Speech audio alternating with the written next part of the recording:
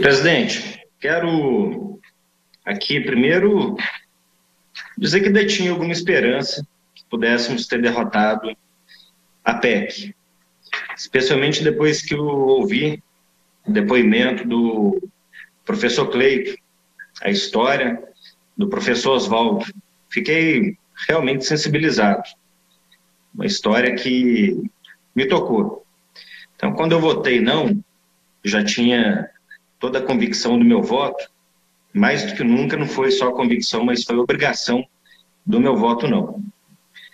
Olha, eu queria só lembrar aqui, presidente, o colega deputado Raul Belém, na sua fala na votação anterior, cita quando o governo passado, o nosso governo, entre outras medidas para superar a crise que vivíamos, deixada, né, entre outras coisas pelo PSDB, os mais de 7 bilhões de déficit orçamentário, utilizamos os recursos judiciais.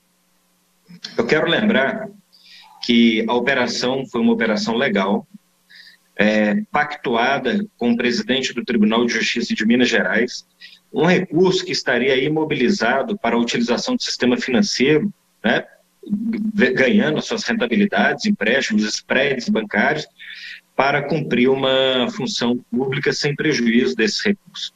Quero lembrar que a maioria dos deputados dessa casa, muitos que ainda estão hoje nesta casa, votaram favoravelmente. Inclusive o bloco que Vossa Excelência, presidente, participava. Inclusive vários deputados que hoje estão votando com o governo, deputado Raul Belém, votaram a favor dos depósitos judiciais, que entendiam que a medida era necessária à época.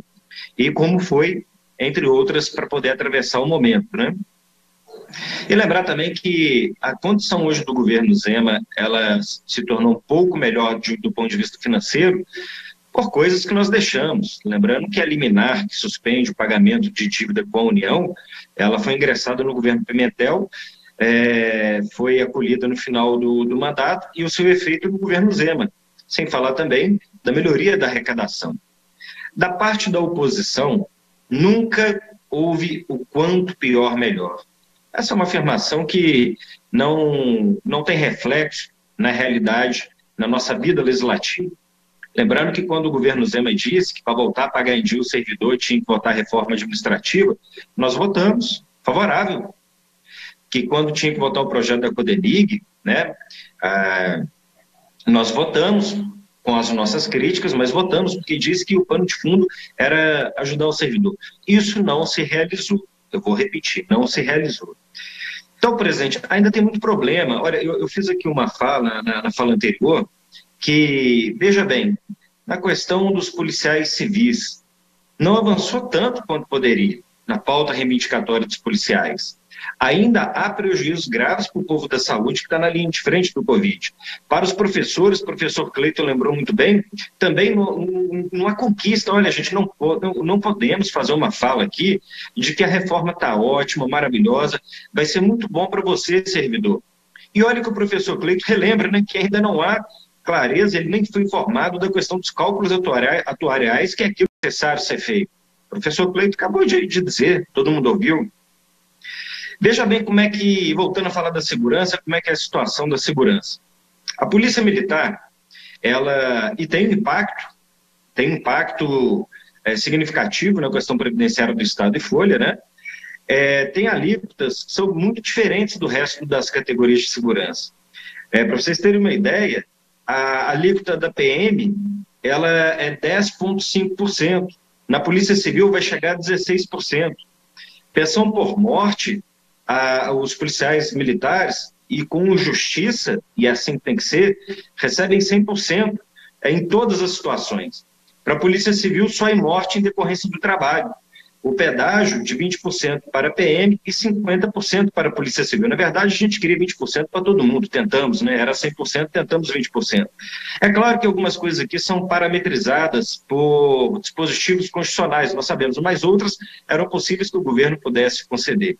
Eu estou dizendo que como que a gente trata categorias que têm funções semelhantes, bem semelhantes. Ou o policial civil, o agente penitenciário não tem a vida em risco. Ou muitos não falecem em decorrência da atividade que tem uma atividade de risco. Então, se entende que é justo para a Polícia Militar, deveria também se estender às demais categorias, né?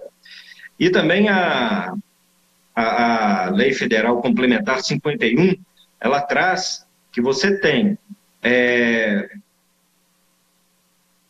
com 30 anos de contribuição e 20 anos com efetivo exercício em cargo dessas carreiras, a do Zema traz 25 anos. Ela piora do que aquilo que está, inclusive, já no dispositivo da Constituição Federal.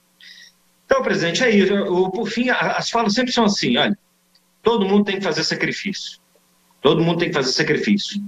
O remédio é amargo. Quem tem feito sacrifício até então? Somente servidores estaduais. Especialmente os que ganham menos vão ter o impacto no percentual das alíquotas. Qual o sacrifício que está sendo feito pelas grandes empresas? Pela Vale do Rio Doce? Pela CBMM? Qual o sacrifício dos grandes revendedores de eletrodomésticos, seus incentivos fiscais? Qual é o grande sacrifício das grandes locadoras de veículos, que inclusive têm regimes diferenciados para venda dos seus carros usados? Qual é o sacrifício? O remédio amargo, o servidor está tomando. Já começou a tomar um tanto agora, na última votação, e agora com essa votação vai tomar mais um tanto.